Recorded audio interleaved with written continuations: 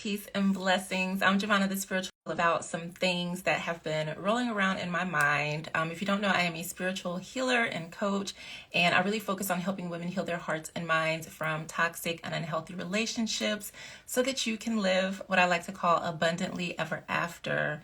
And as I continue to dive deeper into this work, I really see a deep need also for men to come into the fold of healing and spiritual development and personal growth, because in dating, and I like to go on different sites and apps and just kind of see what I see.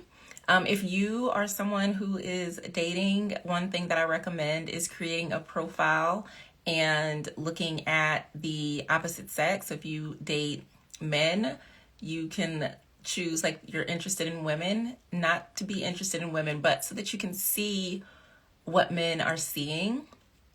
And it is very interesting. So that kind of gives you a better understanding too of what they see, the type of women that they are interacting with. Peace, just Afua. Hello, my love. And you can kind of see where they're coming from. I can say that I was surprised somewhat at some of the things that I saw.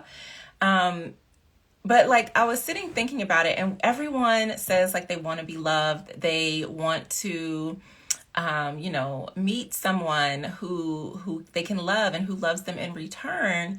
But what happens is everyone's going into it with their shield up and battle axe in hand. And instead of to know the person, it's everybody is looking for an out or some sort of off switch.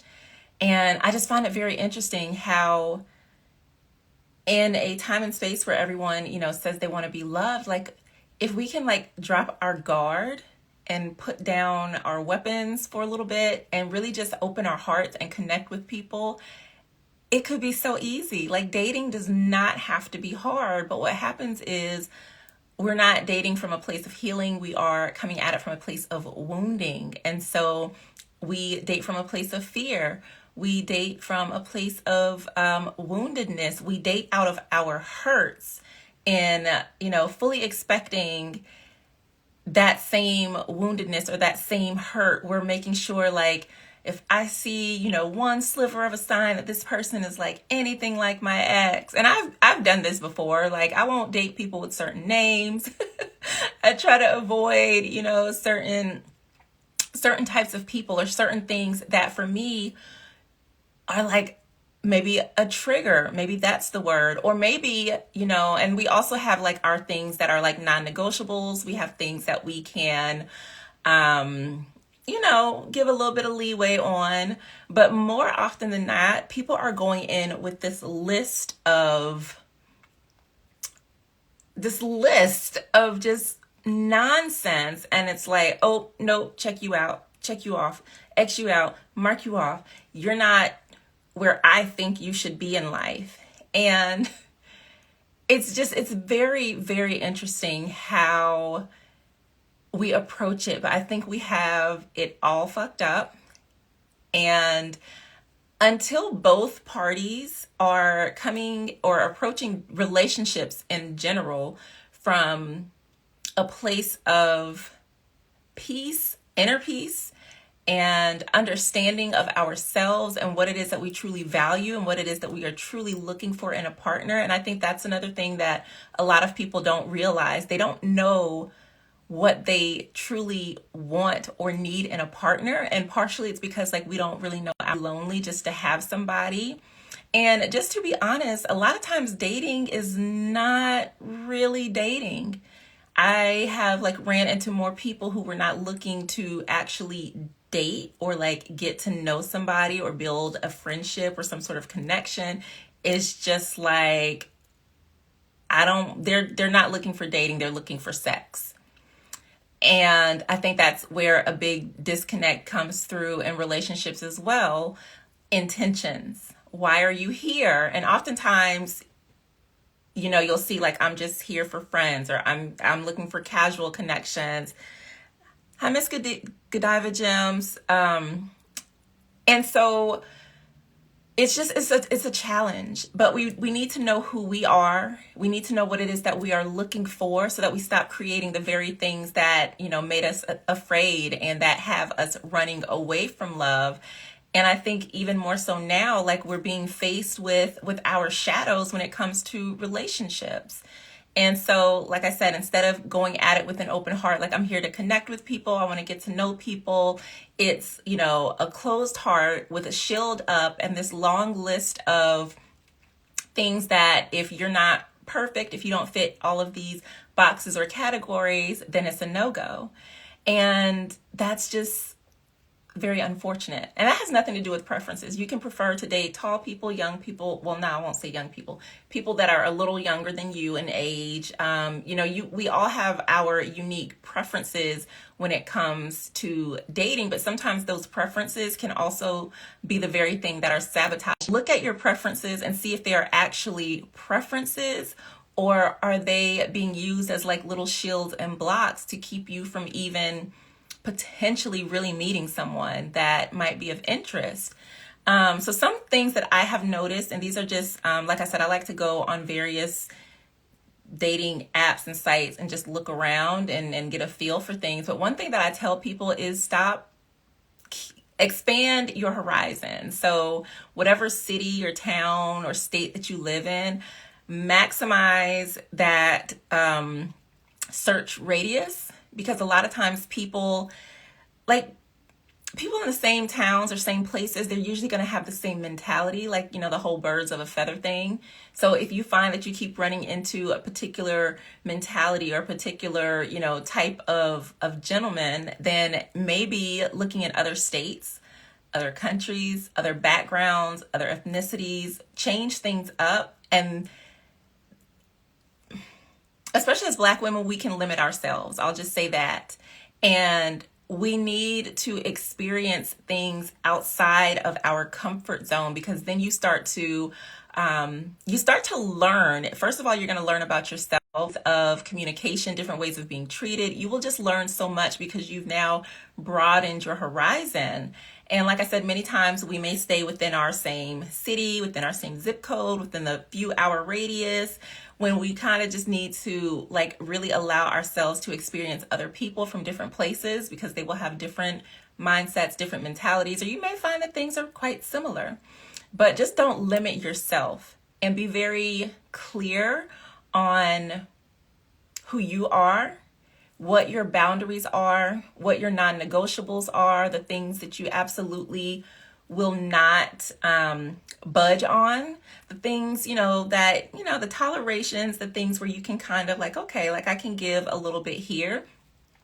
The more that you are intentional about it, the less that you will fall for the fuckery. And the people, the guys that say that they're looking for nothing, that to me is a red flag that I immediately skip over. Because if you're looking for nothing, that's exactly what you're going to find. So someone who approaches you and tells you that they're looking for nothing, they've already kind of told you they don't really want anything with you. They're just here to see, what are you going to do? And sometimes we can take that and think, I can fix this. I'm going to turn this into, something magical and something beautiful and something pure, when from the start, and someone like that, they can, whereas you might see that as potential, they've already told you, this is nothing, it goes no further. But now, you're pulling out all the stops. You're like, oh my gosh, this is really going somewhere, because you're spending time together. They're doing all of these things. Meanwhile, they were looking for nothing. So you've put all this energy and effort into someone, and you can't figure out. And that's how we get caught up in situationships. That's how we get caught up into that, because we think that, oh, they're just not looking for, something, but it can develop. And oftentimes that's not the case. So that's one thing I will say, that if you encounter someone who is like, oh, I'm not looking for nothing, then just be like, okay, bye. Unless you're looking for nothing too, then y'all can have nothing together. But if you are looking for something, don't settle for nothing. And that's one of those things that can kind of fly under the radar as well. So just be mindful of that. But like pay attention to what people say.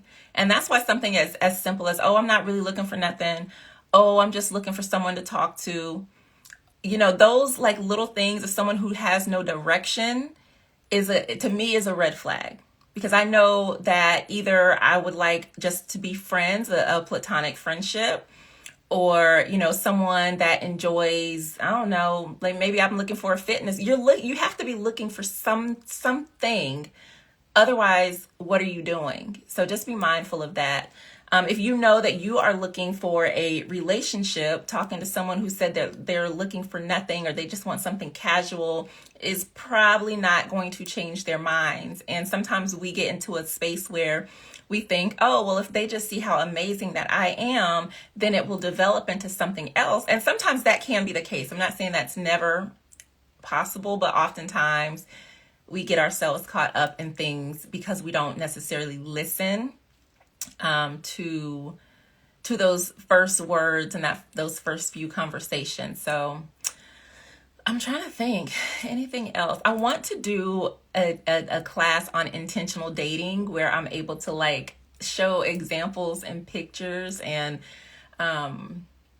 yeah. And it's fun. Like even if you are not looking to really meet anyone or go on any actual physical dates.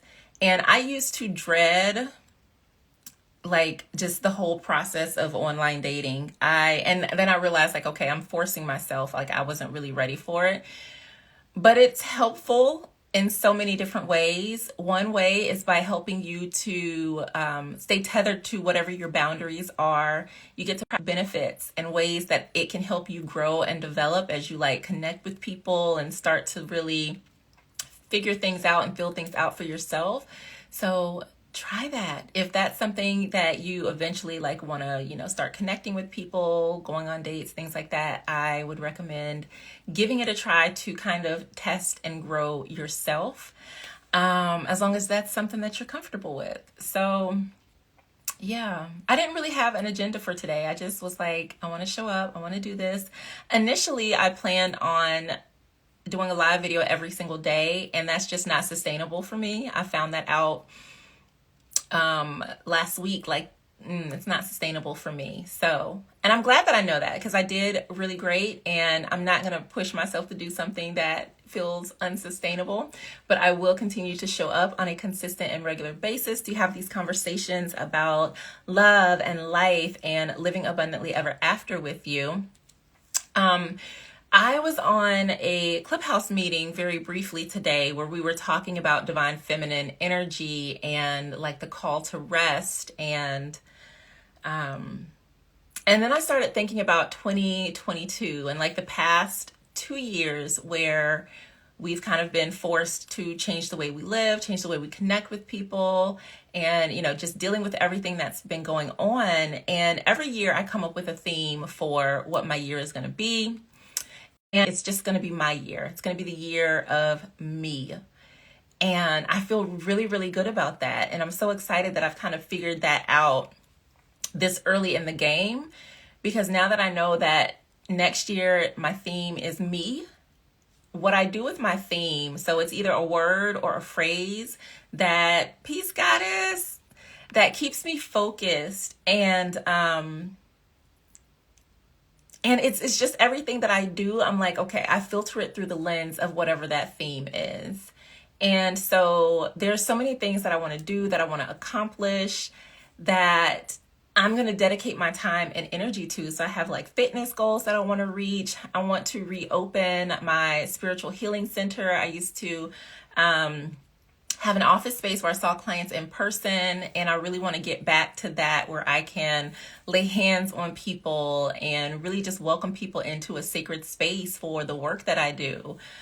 There's just so many things that I want to do, and I want all of my time and my energy and my attention on myself.